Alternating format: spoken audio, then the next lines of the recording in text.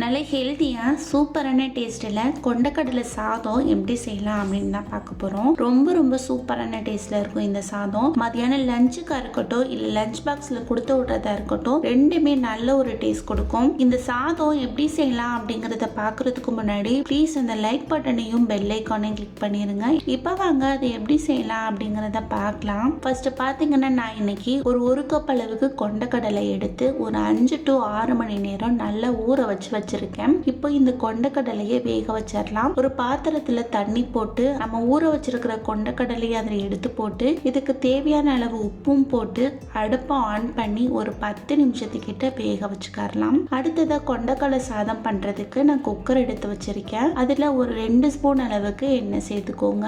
எண்ணெய் நல்லா காஞ்சதும் இதுல ஒரு ஸ்பூன் அளவுக்கு நெய்யும் போட்டுக்கோங்க. ரொம்ப வாசனையா இருக்கும். அடுத்ததா இதுல ஒரு 1/2 ஸ்பூன் அளவுக்கு சோம்பு, 1/4 ஸ்பூன் ஜீரகம், பட்டை, ஏலக்காய், பிரிஞ்சி இலை, கிராம்பு, பச்சை மிளகாய், ஒரு மீடியம் சைஸ் அளவு பெரிய வெங்காயம், இது எல்லாத்தையும் போட்டு நல்லா பொரிச்சு விட்டுக்கரலாம். நம்ம போட்டு வெங்காயத்தோட பச்சை வாசனை எல்லாம் போயிட்டு நல்ல கண்ணாடி பதத்துக்கு வந்த பிறகு இதுல ஒரு 1/2 ஸ்பூன் அளவுக்கு இஞ்சி பூண்டு விழுது எடுத்து வச்சிருக்கேன். அதை இதுல போட்டு அது கூட சேர்த்து நல்லா வதக்கி விட்டுக்கரலாம். இஞ்சி பூண்டோட பச்சை வாசனை எல்லாம் போயிட்டு இதுல இருந்து எண்ணெய் நல்லா பிரிஞ்சு வந்த பிறகு ஒரு மீடியம் சைஸ் அளவு தக்காளி பழமா எடுத்து கட் பண்ணி வச்சிருக்கேன். அதையும் தக்காளி வதங்குறதுக்கு தேவையான அளவு உப்பும் போட்டு நல்லா வதக்கி விட்டுக்கரலாம். இப்போ பாருங்க சூப்பரா இது எல்லாமே சேர்ந்து நல்லா வதங்கி வந்துருச்சு. இந்த டைம்ல இதுக்கு தேவையான மசாலா சேர்த்துக்கரலாம். ஒரு 1/2 ஸ்பூன் அளவுக்கு மிளகாய் தூள், 1 ஸ்பூன் குழம்பு மல்லித்தூள், கொஞ்சமா கொத்தமல்லி இலை, இதையும் போட்டு அது கூட சேர்த்து நல்லா மிக்ஸ் பண்ணி விட்டுக்கரலாம். நம்ம போட்ட கொத்தமல்லி இலை நல்லா வதங்கி வரணும். அப்பதான் அதுக்கு நல்ல ஃப்ளேவர் கிடைக்கும். இப்போ பாருங்க சூப்பரா இது எல்லாமே நல்லா வதங்கி இதுல இருந்து எண்ணெய் நல்லா பிரிஞ்சு வந்துருச்சு.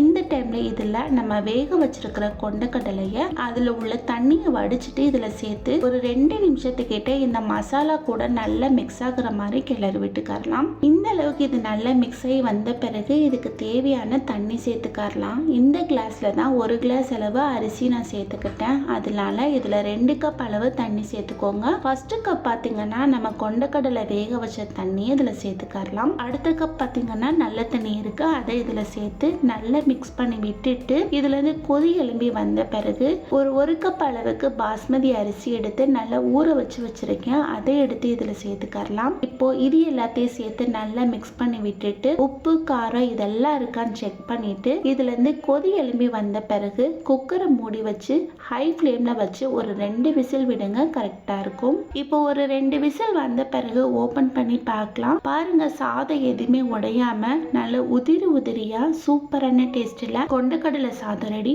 செம்ம டேஸ்டா இருக்கும். லஞ்சுக்கா இருக்கட்டும், லஞ்ச் பாக்ஸா இருக்கட்டும், இல்லைன்னா டின்னரா கூட இருக்கட்டும், எந்த இதுக்கு செஞ்சாலுமே சூப்பரான டேஸ்ட் கொடுக்கும். நல்ல கமன்னு வாசனை வருது இதுல இருந்து. இந்த மாதிரி ஒரு தடவை நீங்களும் செஞ்சு ட்ரை பண்ணி பாருங்க. அதே மாதிரி அந்த லைக் பட்டனையும் பெல் ஐக்கானையும் கிளிக் பண்ண மறந்துடாதீங்க.